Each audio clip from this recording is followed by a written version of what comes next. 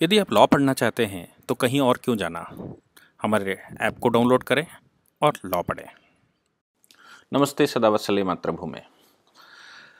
26 जनवरी 2021 को भारत में जो हुआ, जो घटना घटित हुई, वो भारत को शर्मसार करने वाली थी। इसमें कोई शक नहीं कि इस तरह की घटनाएं नहीं होनी चाहिए।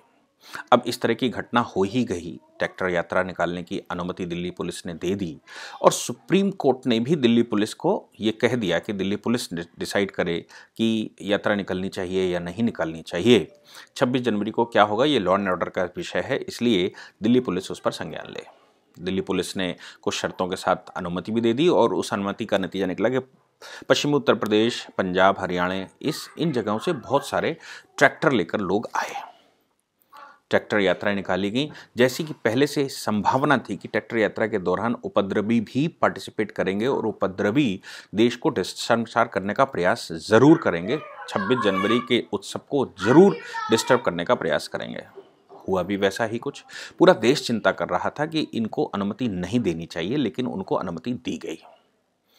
जिस व्यक्ति ने ये प्लानिंग रचाई, जिसकी क्लिप्स आई, जिनके पैम्पलेट आए, वो दीप संधू नाम का व्यक्ति था और दूसरे साथी भी उसके थे। दीप संधू कर रहा था ऐसा, या उसने करवाया था। झंडे लगाए गए जिसमें निशान साहब बनाए गए। निशान साहब से मतलब है कि पंजाबी वर्ग, जो सिख वर्ग है, जब सिख सेना गुरु गोविंद सिंह ने बनाई थी, हिंदुओं को मिलाकर, हिंदुओं के परिवारों से कुछ लोगों को इकट्ठा करके, तो एक चिन्ह दिया था। उससे पहले भी हो सकता वो चिन्ह हो, लेकिन पगड़ी पर वो चिन्ह लगाया जाता था या वो झंडे पर चिन्ह लगाया जाता था। लेकिन वो झंडे का जो चिन्ह था वो भगवा था। भगवा के ऊपर वो चिन्ह लगाया जाता था। इस पर बहुत सारे डिस्प्यूट, तथा कथित हमारे यहाँ के जो बुद्धिजीवी हैं, जो डिफेंडर्स हैं, उन्होंने बहुत सारे डिस्प्यूट खड़े करने शुरू कर दिए थे। क्या डिस्प्यूट खड़े करने शुरू कर दिए थे? डिस्प्यूट खड़े करने शुरू कर दिए थे कि नरेंद्र मोदी जी जब पंजाब गए थे तो वो भी निशान साहब लगाए हुए थे। आपने ध्यान दिया होगा कि नरेंद्र मोदी जी जब वहां पर गए थे तो वो भगवा कलर के पगड़ी पर वो निशान साहब लगाए थे, यानी कि भगवा नेतृत्व करता था। और यही सिखों की ओरिजिनल परंपरा है कि वो भगवा नेतृत्व में अब निशान साहब एक पहचान दी गई, एक चिन्ह दिया गया। उस चिन्ह के बैनर तले सबको लड़ना है। लेकिन जो खालिस्तानी लोगों ने वो निशान साहब को कॉपी किया, उस पर पीला झंडा लगाया। पीले झंडे पर निशान साहब। अब पीले झंडे पर निशान साहब का मतलब ये खालिस्तानी झंडा है। निशान साहब कहीं भी हो सकते हैं, लेकिन निशान, वो जो चिन्ह है वो कहीं भी हो सकता है, लेकिन पीले झंडे पर जब चिन्ह लगाया गया तो वो आंदोलन, ये कहा गया कि ये खालिस्तान बनाने का मूवमेंट है।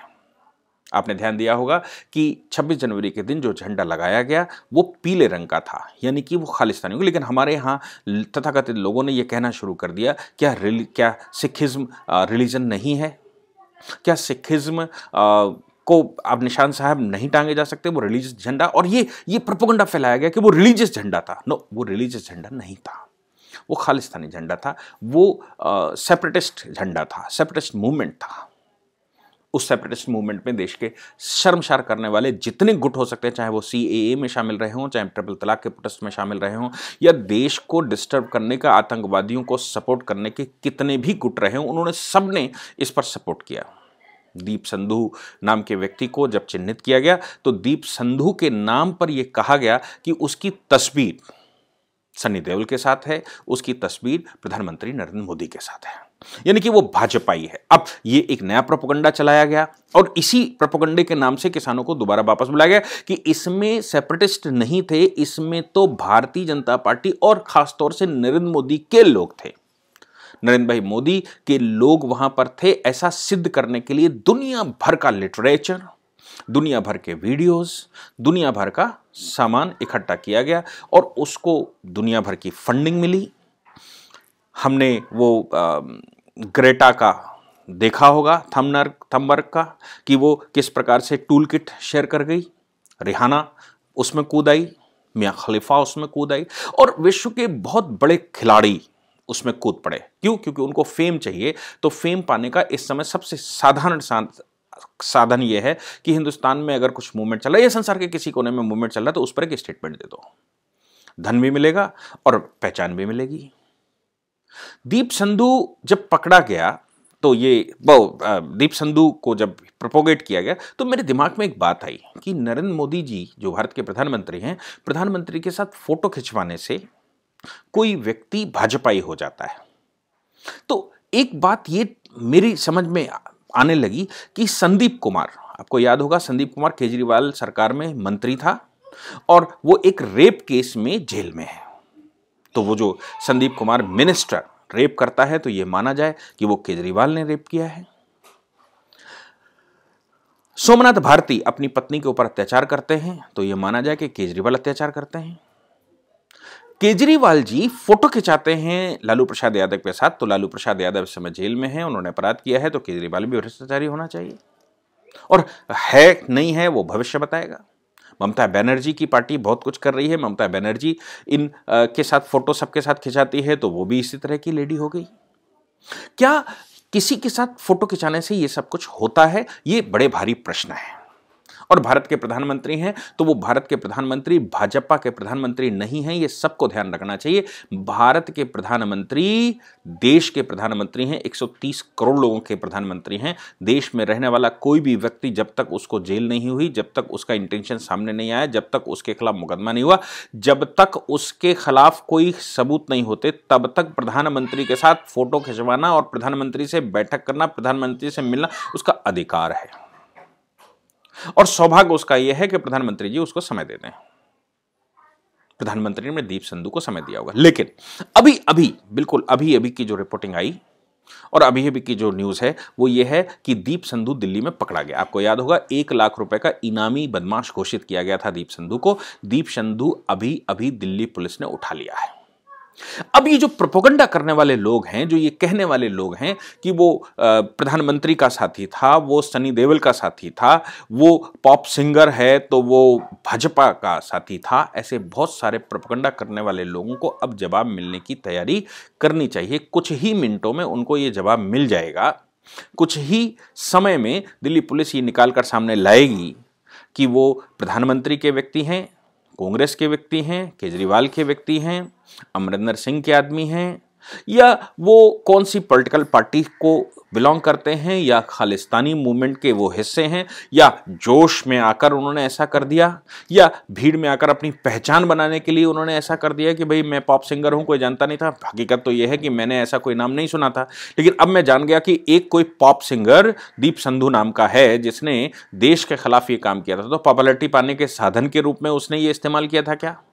आपको याद होगा मी टू कैंपेन जैसी बहुत सारी कैंपेनें भारत में चली थीं, और वो तभी चलती हैं जब किसी हीरो हीरोइन की कोई फिल्म रिलीज होने वाली होती है तो फिर वो मी टू चलता है। अभी 1 वर्ष से बहुत शांति में लोग थे क्योंकि उस समय कोई फिल्में रिलीज होने वाली नहीं थी, तो मी टू सामने नहीं आया। ये पब्लिसिटी पाने के बहुत सारे प्रोपेगेंडे भारत में चलते रहते हैं। आप देखो कि जैसे जेएनयू का कांड हुआ, जेएनयू में कन्हैया कुमार और उसके साथियों ने नारे लगाए तो एक न्यूज चैनल रात को उसकी डबिंग करने चला गया और कहा कि साहब उसमें ये नारे नहीं, इसमें ये नारे थे। उन्हीं सेम लोगों को बुलाकर दोबारा डबिंग की गई और दोबारा डबिंग करके वो सीन क्रिएट किया गया, और वो सीन क्रिएट करके फिर देश को काउंटर, क्योंकि जी न्यूज ने वो बस्ट किया था, जी न्यूज ने वो निकाल कर रखा था क्योंकि वो मौके वारदात पर उपस्थित थे, तो उनकी वीडियो नकली है और मेरी असली है। जी न्यूज की वीडियो टेम्पर्ड है, मेरी असली है, इस पर चल गया। यानी कि आप अपराधियों को बचाने के लिए देश के खिलाफ जो काम कर रहे हैं, मोदी विरोध राष्ट्र विरोध में बदल चुका है। मोदी विरोध को राष्ट्र विरोध में बदलते हुए जो मस्तिष्क में जो लोग पकड़े जाते हैं उनको बचाने के लिए media propaganda, news channel propaganda, Bhima Koregaon के लोगों की गिरफ्तारी हुई तो उनको वो ह्यूमन राइट एक्टिविस्ट बताना, ये गजब की फिलॉसफी भारत में है। दीप संधू पकड़ा गया है। दीप संधू के पकड़ने के बाद, और अगर वो भाजपा का व्यक्ति होता तो दिल्ली पुलिस उसको नहीं पकड़ सकती थी, क्योंकि उसके पकड़ने का मतलब है भाजपा का व्यक्ति होना, मतलब केंद्र का व्यक्ति होना, या मोदी का व्यक्ति होना, या किसी और का व्यक्ति होना, चाहे वो अमित शाह के बारे में आप उसका नाम जोड़ दो, जेपी नड्डा के बारे में अपना नाम उनका नाम जोड़ दो, या फिर आप सनी देओल, बॉबी देओल, धर्मेंद्र के नाम से उनका नाम जोड़ दो। उस व्यक्ति का नाम किसी के साथ भी जोड़कर आप प्रोपेगेंडा कर सकते हैं। लेकिन अब वो पकड़ा गया है का मतलब दिल्ली पुलिस सक्रिय है, और इसमें प्रेमा फेसाई कोई इन्वॉल्वमेंट नहीं हो सकता सरकार का, क्योंकि अगर ऐसा करना होता तो वो पकड़ते ही नहीं उसको। अगर सरकार इसमें इन्वॉल्व होती, सरकार पीछे से करती, सरकार प्रेशर डाल रही होती दिल्ली पुलिस के ऊपर कि उसको मत पकड़ना, उसको पकड़ने का मतलब है पोल खुल जाएगी, पोल खुल जाएगी तो पूरी राष्ट्रीय सरकार कटघरे में खड़ी हो जाएगी, ये सब कुछ।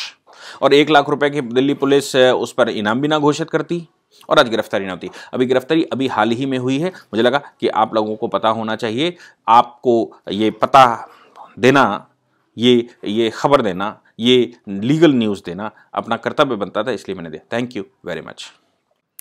इस पूरी ऑर्गेनाइजेशन को चलाने के लिए आप नीचे डिस्क्रिप्शन से हमारे ऐप को डाउनलोड कर सकते हैं, जिससे कि लॉ स्टूडेंट्स को, लॉयर्स को और आम आदमी जो लॉ जानना चाहता है वो पेड क्लासेस का लाभ ले सकता है।